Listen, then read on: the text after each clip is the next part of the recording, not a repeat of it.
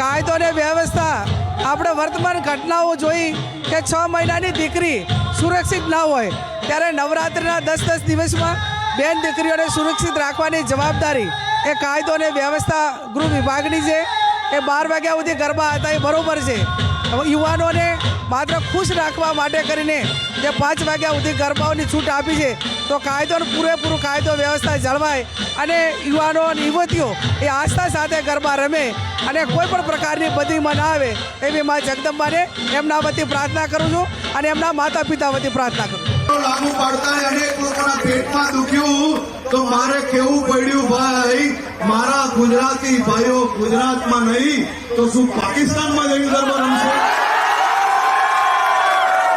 આપણે ગુજરાતમાં નહીં તો પાકિસ્તાનમાં જઈને ગરબા રમવાનું?